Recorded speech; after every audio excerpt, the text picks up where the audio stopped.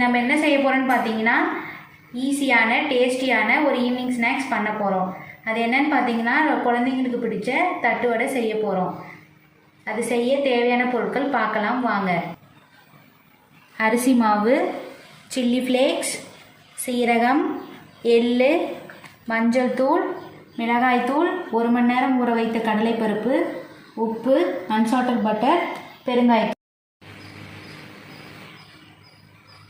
ஒரு பாத்திரம் எடுத்துக்கலாம். 1/4 கப்பு அரிசி மாவு போட்டுக்கலாம்.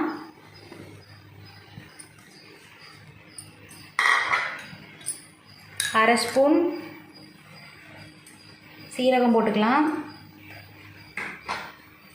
கடலைப்பருப்பு போட்டுக்கலாம்.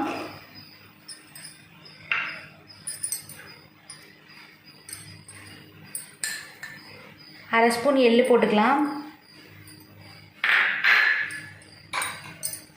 பெருங்காயத்தூள் கொஞ்சம் போட்டுக்கலாம். தேவையான அளவு உப்பு போட்டுக்கலாம். 1/4 ஸ்பூன் மஞ்சத்தூள் போட்டுக்கலாம். 1 ஸ்பூன் மிளகாய்த்தூள் போட்டுக்கலாம். ஒரு அரை ஸ்பூன் சில்லி ஃப்ளேக்ஸ் போட்டுக்கலாம். இப்போ நல்லா மிக்ஸ் பண்ணிக்கலாம்.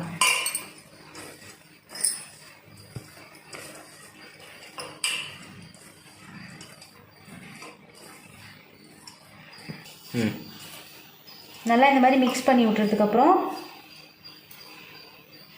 2 ஸ்பூன் அன்சால்டட் பட்டர் போட்டுக்கலாம்.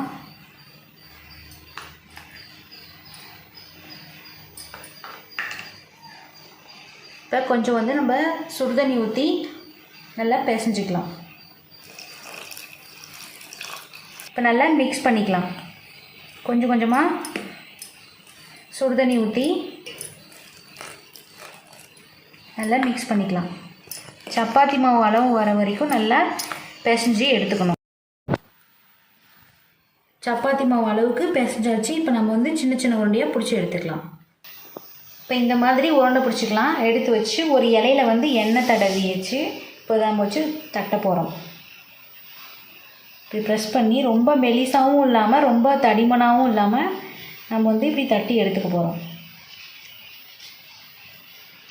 இப்போ இந்த மாதிரி தட்டி எடுத்தாச்சு. இது எண்ணெயில் போட போகிறோம்.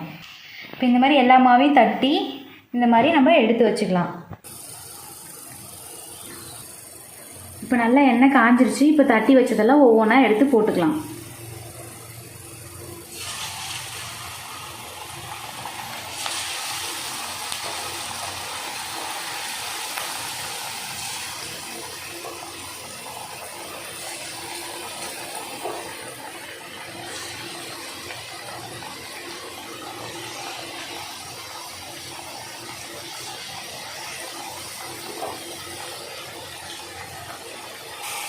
நல்ல மீடியம் ஃப்ளேம்லேயே வச்சு நம்ம பொரிச்சு எடுத்துக்கலாம். ரொம்ப ஹை ஃப்ளேம் வைக்க வேணாம்.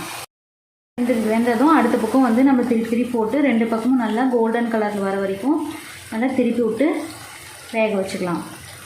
இந்த மாதிரி கோல்டன் கலர் ஆன உடனே நம்ம வந்து எடுத்துடலாம்.